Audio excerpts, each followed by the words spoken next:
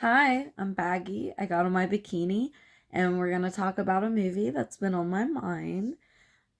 Today we are going to talk about a movie that I love so much. A movie that if I could be trapped on a deserted island and I just had like a TV, a DVD player, and one DVD, and if I could pick whatever that DVD was, I would pick this movie because it is so good. It has so many different like genres in it, and I honestly could watch it nonstop and be very content on my little deserted island with my little DVD of this. So today we're going to talk about the movie Ravenous from 1999. And this film was directed by Antonia Bird. She is more well known for the British show EastEnders, and she also did the very disturbing movie Priest, which I would like to review someday, but I don't know if I can. It's really dark. But Ravenous is such a good film. It takes place during the Mexican American War. Um, there's a lot of different themes in this film. There's cannibalism, there's cowardice, it's a war movie, and I used to hate war movies. I really did. I watched Saving Private Ryan and I didn't like it.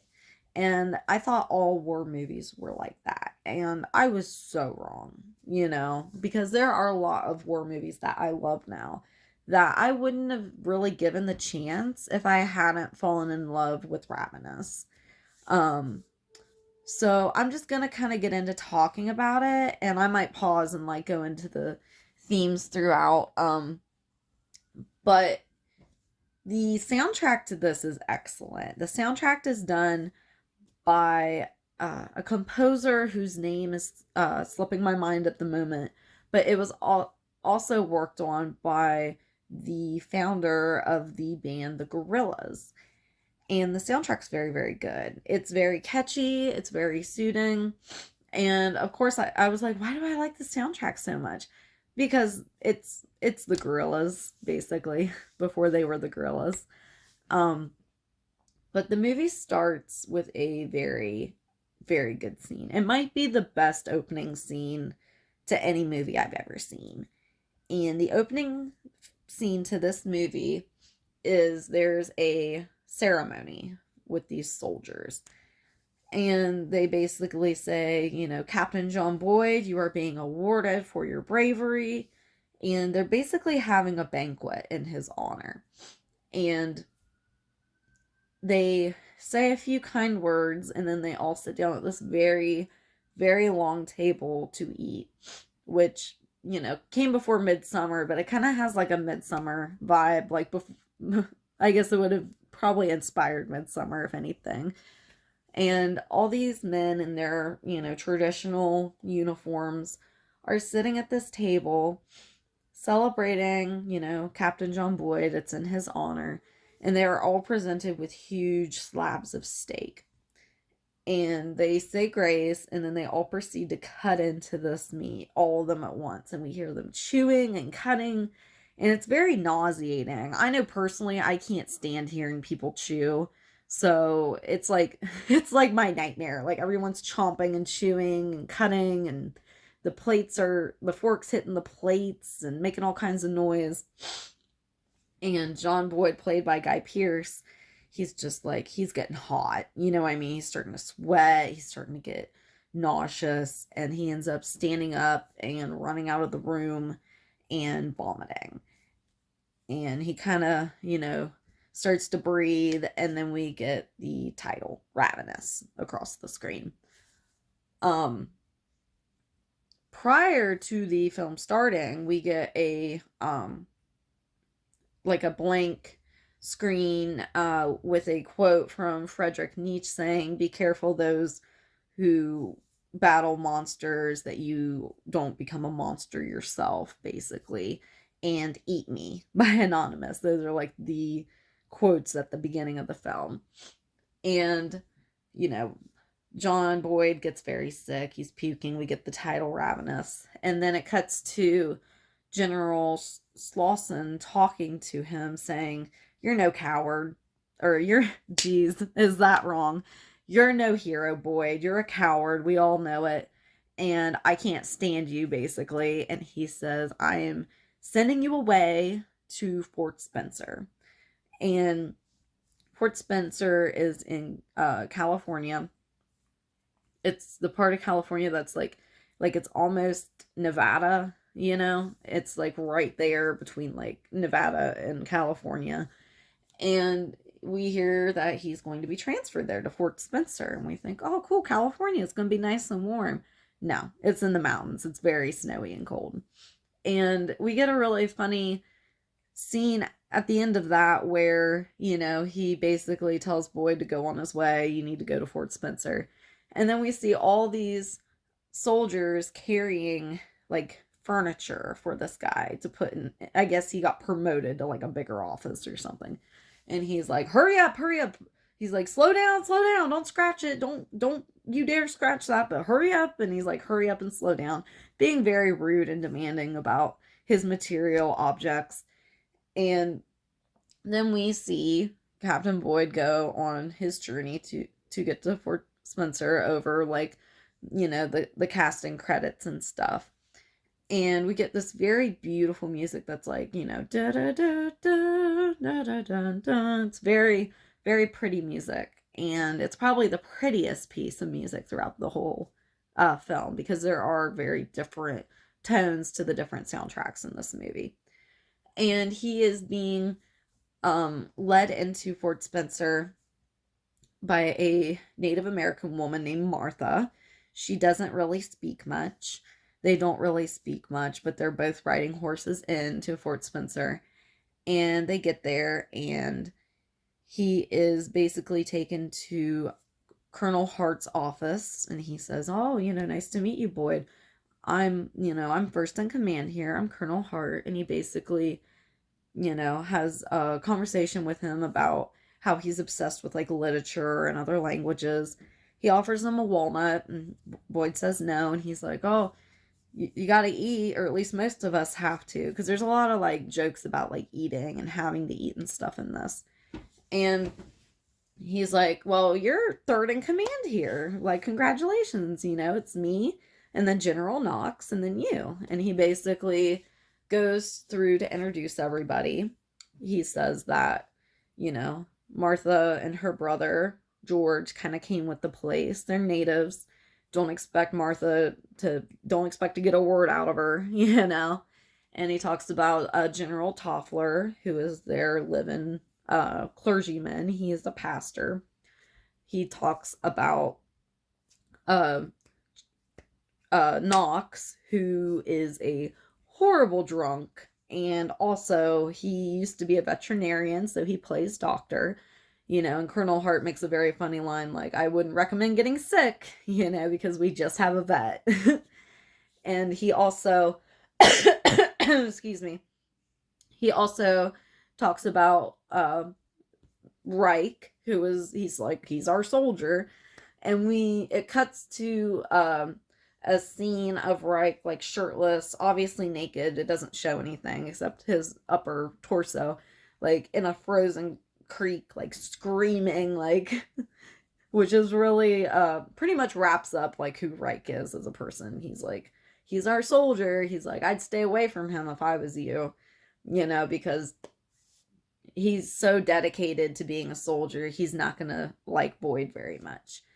And he also says that, we also have Private Cleves, who's over medicated. And he's played by David Arquette. And Private Cleves is shown basically smoking a peace pipe with George and laughing.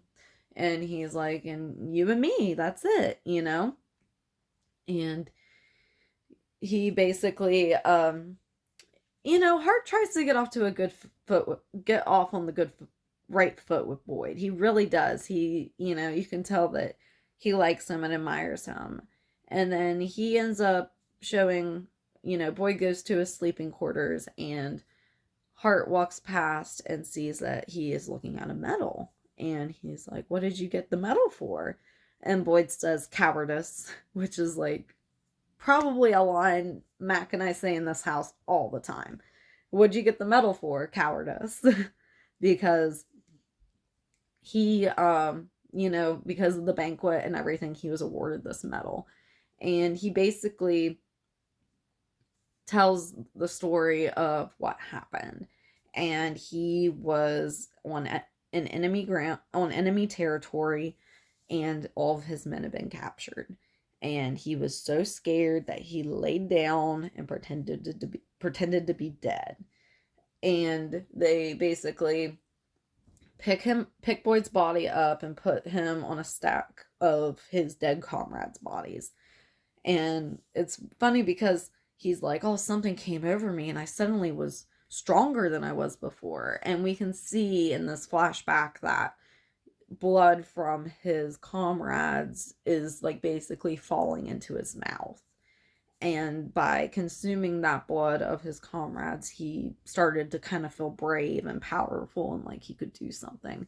And he ends up crawling out of the pile of the bodies, sneaks up on the enemy, points his gun at them, and takes them hostage. And that's how he has got this promotion. That's how he's gotten the medal. He's a hero, which is really funny because he pretended to be dead and basically drank some blood and went savage, putting it in basic words. And they, that's kind of his story of what happened. And I mean, it is what happened. And then all the members of Fort Spencer are kind of like hanging out in their little rec area. And it's funny because Toffler is trying to like come up with a hymn, and Hart's like, Toffler, what are you doing? He's like, I'm writing a hymn. And he's like, put your talents somewhere else and get us some ice, and he makes him go get him some ice. And Knox is passed out from drinking, and Hart basically is like, Knox has some really good bourbon, like. And Boyd's like, will he mind? And he's like, no, he won't mind, because, he's sloshed, he doesn't know. And they have a drink, and then Boyd gets really frightened by something he sees outside. And, the music gets very, like, like, luminous and scary, like we know something scary is about to happen.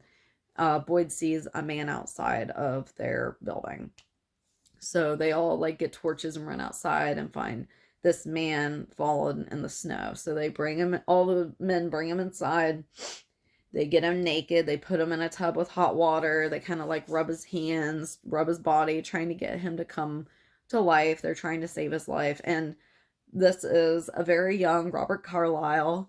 And he almost like looks like Jesus, like on the crucifix in a way when he's in the tub. It's almost like he's being reborn by being warmed up and brought back to life by these men.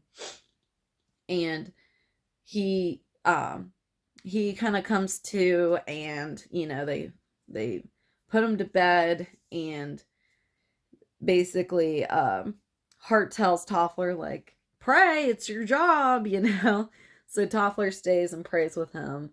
And then later on, I think this happened like late at night, so like the next morning Toffler approaches Hart after everyone's getting up for the day, and he's like, he's awake. So they all go to hear Robert Carlyle's story about how he got there. And his character is like, I have a story to tell you, don't I? And he basically tells them that he was with a group that was going through the Nevadas. They got lost, and they basically were alone. Like, they got caught in a horrible snowstorm, so they decided to wait it out in a cave, and the snow just never got better. And they ate their oxen, they ate their shoes, they ate everything, and they had nothing left to eat. And he said that I believe he left the cave to go hunting, but didn't find anything. And when he came in, he said he smelt meat cooking, and he thanked the Lord because he was so hungry. And he come to find out they had cooked one of the members of their crew and ate them to survive. And he also says that they ate their dog, which is, it's kind of humorous because when he says that, George, Martha's brother, the Indian scout, kind of like, oh, you know, he makes like an awful noise, like, oh God, you ate the dog, you're a monster. And basically he goes into the story about how Colonel Ives led the group, and Colonel Ives was a wicked man, and he barely escaped his clutches, but a woman of one of the group members who has passed is still in his possession, and she's being held captive, and he's probably going to eat her. And you know, Hart's like, we have to go, it's our job, we have to go find this woman and save her. And he's like, oh no, you can't. He's like, we have to, who else is going to save her? And they all basically load up, they go to leave, and they basically are going to take Robert Carlyle's character with them. He insists on going. They're like, but you're ill. And he's like, you're not going to find it without me. And before they leave on this little adventure, Martha and Cleves leave to go get supplies. And we get a really funny scene where Hart's like telling Cleves, you know, no peyote, no weed, no women. And we hear Martha go, no women. Because, you know, Martha doesn't really say a whole lot. So they aren't there to experience what's going on with this newcomer. So while they're gone, they, you know, the man shows up, they bring him back to life. They go into the mountains to find this woman who is supposedly being held captive. And they, you know, they're all kind of going in a line, and before they leave, George shows Hart a it appears to be like an animal hide that has been drawn on, and it shows like a man that looks monstrous eating someone, and he says Wendigo, Wendigo. And he's like, Hart's like, what, you know? And they kind of talk about, he's like, people don't still do this, do they, George? And George pulls out another hide that has Jesus Christ on the cross, and they kind of communicate, and Hart goes, oh, okay. And Boyd goes, what? And he's like, just like man eats the body of Christ every Sunday. So it's almost like, okay, yeah, people really are eating people. The Wendigo doesn't work like that. It's just like some Indian tale, you know what I mean? Which is very far from the truth. So George, Toffler, Reich, Boyd, and Hart all go into the mountains to find this woman. And in the process, Toffler falls and severely injures his leg and his side. And they tend to his wounds, and they decide to set up camp for the night. And, you know, Toffler's in pain, but he's okay. He's gonna make it. And he keeps, you know, drinking. He's like, more bourbon, and all that, you know. And it's funny because he's like the preacher, and he's like, I need booze, like I'm in so much pain, you know. And they all like lay down to go to bed for the night, and they're tense because, you know, it's a long journey, and they've decided to camp for the night where Toffler's injured. And we hear Toffler scream, he's licking me. And they wake up and turn on their lights, and he says that Robert Carlyle's character was licking his wound. And he's like, oh, it was a nightmare. I was just having a nightmare. I woke up and I was licking him. I'm sorry. And Toffler's like, bad man sleeps outside. So they, you know, they take him outside and have a talk with him. He's like, I can't be trusted. Like, tie me up, you know. And they end up tying him up. They go to hike out the next morning to their destination. And his Robert Carlyle's character is tied up, and Reich is like pulling him along very roughly because he doesn't care for him. And Reich's kind of like a no-nonsense type of guy. And they end up getting close to the cave that he claimed that they took refuge in, and that Ives and the woman are still in. And as they're getting close to the cave, he kind of starts to like freak out and be like, no, I can't, don't take me there. really like playing up the victim card. And they get to the cave. He's still freaking out, and Hart is like, Reich and Boyd, I want you to go in and check it out. We're gonna wait out here. And while they're doing that, Robert Carlyle character is going like, ha, hoo, he, ha, hoo. And they're, Toppler's like, what's wrong with him? And Hart's like, oh, he's spooked, And he's like, he's spooking me. And while Reich is in the cave, he starts to count the skeletons of the bodies that are in there. And there's an extra one, or there's more than there should be. And he's like, what? And then he has the revelation, like, this is a trap. Like, Robert Carlyle's character has been Ives this whole time. And he screams, it's a trap! And, the whole place goes up. And while this is going on, General Ives is like digging a huge hole. He's like digging in the ground, and we're like, what's he doing? Is he gonna hide in that hole? Like, what's he doing? And we see he recovers a pistol that he has hidden, and he begins to slaughter the group. He chases Toffler down. He goes to shoot Toffler, and his gun malfunctions, and he says, it's so annoying, which is like another classic line of it. And, Toffler's like, he's injured, he's scared, he's a puss anyways. And he is killed and gutted by Ives. And then Ives starts to attack Hart. George, tries to shoot an arrow and then throws an axe. And as he does that, Ives picks Hart up, and Hart catches the axe in his back, which is funny because he's like, thanks a lot, George, which is like, it's not George's fault. And Boyd is playing the coward the whole time. He's like upset because Hart's bleeding out. He's scared. He's like, I want to go back. And Reich is like, no, we're going to kill this bastard, So he kind of like drags Boyd along and accused this kooky, like, it almost sounds like Deliverance music. It's like, yee, like yeehaw type shit. You know what I mean? It's super like high pitched, like crazy mountain music. And they're all scrambling around trying to find him. And, it's like they see Hart dead, then they see Toffler dead. And they go after him. And Boyd ends up like finding Ives. And I believe Reich gets like shoved off the cliff first, because we just see the interaction between Boyd and Colonel Ives.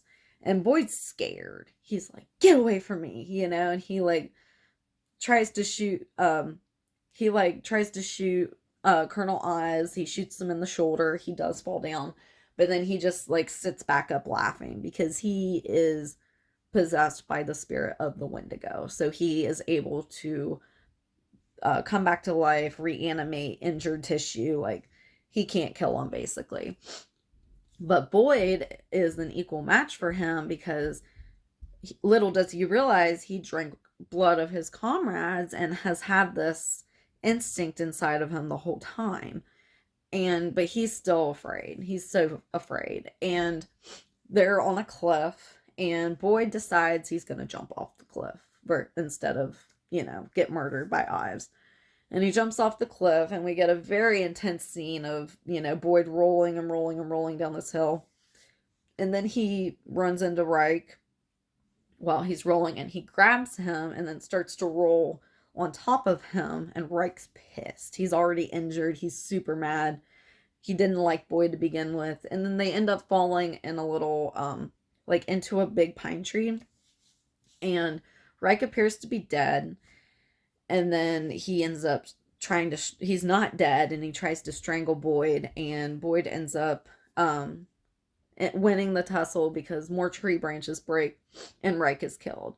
Boyd is severely injured. He has his bone is like sticking out of his leg. He's a super duper mess. And Colonel Ives comes looking. He's like whistling, trying to find them, and they end up not being discovered by him, and we can tell that Ives has gone back to the camp. And Boyd stays there for a couple days. He's very sickly. He thinks he's not going to make it. And then he's like in this like blanket of trees, and we see like the hide that had the Wendigo on it, and like flashes of fire, and it's very similar to like a drug withdrawal. He realizes if he doesn't eat human flesh that he is going to die, and he's going to die a very painful death. So we see him cutting a piece out of Reich's leg. We don't see him eat it, but we see him cutting a piece out of Reich's leg. And then we see Captain John Boyd walking on his leg back to camp. And so we know has got the Wendigo curse inside of him as well.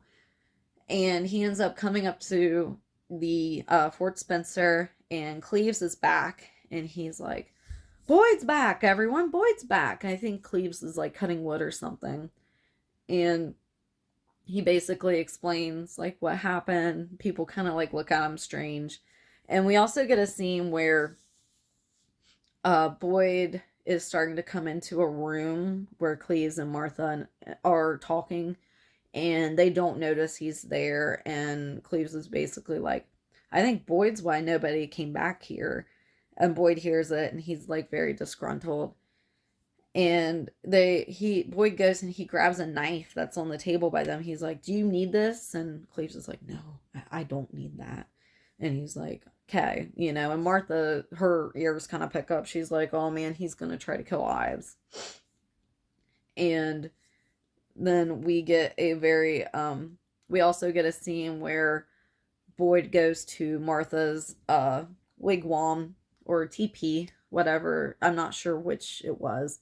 But she has a traditional like building like a Native American woman would have built in that time. And she's basically chanting, and he's like, Martha, you need to help me. And she's like, Wendigo eats, he never stops, he always takes, always needs more. And he's like, what should I do? And she's like, basically tells him that he has to die. It's kind of like the werewolf curse. Like, you can live with it or you can die. And that's the only real way of breaking it. And then we get the most awkward, like, dinner scene ever, where they're all kind of, like, sitting around. Cleves and Knox, I believe, are, like, playing chess. And then Boyd stands up with a knife, and Martha sees him. She stands up, and everyone stands up. And they're all, like, holding weapons at each other. And Boyd is basically, told to stand down, like, we're not doing this. And they end up taking Boyd, and they just don't believe anything he's saying. They think like he hurt those people. Nobody believes what happened at the cave. Boyd tries to tell everyone, they don't believe him. And prior to the knife fight, he meets with General Slauson and tells him, and he says, we didn't find any bodies, it's very fishy, we're suspecting you, basically. And Colonel Ives comes in, and he's like, it was him, I shot him in the shoulder. And they're like, well, then there'd be a wound, wouldn't there? And he, like, shows them his shoulder, and there's no wound because he does have the power of the Wendigo, and he has, completely healed from that. And then this kind of encourages Boyd to take matters into his own hands, which leads to the standoff in the rec area with the knives. And basically, everyone's like, we're going to go to bed. It's time to go to bed. And Boyd's like, I'm not going to bed, and he stays up, and Cleves is like, Boyd, go to bed. And Boyd just doesn't answer him. And he goes to talk to Ives because he's planning on killing him. And basically Ives is like, you should be joining me. Like, we could run this place together. And he kind of taunts him with the blood on his hand. Like, oh, it's familiar smells. It just brings it back, doesn't it? And he explains to him that he heard of the story of the Wendigo through an Indian scout. And since he has participated, he has not been sick. He has not been ill from his tuberculosis. He doesn't suffer from depression anymore and all of that. And Boyd basically goes to kill Ives, but he is stopped by Martha. She's like, you kill him, I kill you. And, everyone kind of comes out to see what's going on. And, Boyd's like, it's Ives. And Knox is like, Boyd, I'm putting you under arrest. And then he's like, Martha, go wake up Cleves so we can put Boyd under arrest. So she goes to wake up Cleves, can't find him. And then she says, General Knox, I can't find Cleves. He's like, well, did you check around outside? And she's like, no. And he's like, well, check around outside then, woman. And she kind of like rolls her eyes and goes to check around for Cleves outside. And she finds all of their horses have been slaughtered. And she comes to the window to try to communicate with Knox because he is inside the building about what's happened. And blood starts running down her face. And she's very confused and he's very confused. And then she looks up and sees that Cleves is dead on the roof. And, they of course blame Boyd. They lock him up. And while he is chained up in a room, we see Martha in her home. And we get a very cool shot of Martha sitting and Knox standing. And it's like he's standing and his legs are kind of apart. And Martha's kind of like sitting between the shot of his legs. And we see like his backside and her front side. It's a very cool shot, especially like how he talks to Martha and how everyone kind of treats Martha like, oh, we're the men, we're controlling this and you're almost like below us. And I felt like that was really well communicated through the placement of the people in this shot. And he's basically like, someone needs to go to San Miguel to, tell them about what's going on. Can I get a volunteer? And, she raises her hand like, yep, I'm your volunteer. And while she goes to get the higher ups to come to to Fort Spencer, Boyd is chained up in a room and he's basically telling Knox like, watch out, like Ives is gonna eat you. And and when Knox comes in from the horses and Cleves being killed, he's like, that's for Cleves. And he punches Boyd and then he punches him again and says, and that's for my horse. Because Knox used to be a veterinarian, so he obviously really like loves animals. And I mean, horses back then were like a spirit guide, you know what I mean? Like if you had a horse, you were doing okay back then. So we get a very cool scene when, Boyd's trapped in this like room and chained up. We know that Ives is about to murder Knox. And Knox is like, what are you cooking? He's like, oh, stew. And he's like, you need any help? And he's like, maybe you can contribute later. And Knox is like, you just let me know. Which is funny because he does end up murdering Knox and putting him in the soup that he is making. And it's before he does that, Knox is like, where's my sword? He's like, Colonel Ives, I would like my sword, please. And we basically know that, Ives cuts him down with the sword and murders him. And we hear a door open and it is Hart back from the dead. And, Boyd's happy to see him. He's happy to see Boyd. And he unchains Boyd and he says, it was all black. And then I woke up and Ives was feeding me and I had the strength I never had before. And, Boyd's like, this is wrong. And he's like, no, there was nothing. This is better than nothing, right? And Boyd's kind of making him question things. And he's very excited, at first. Hart's like joking around like, you chickens better run, And Hart and Ives and Boyd are basically like cleaning up because they know that Slauson and his men are going to be coming in.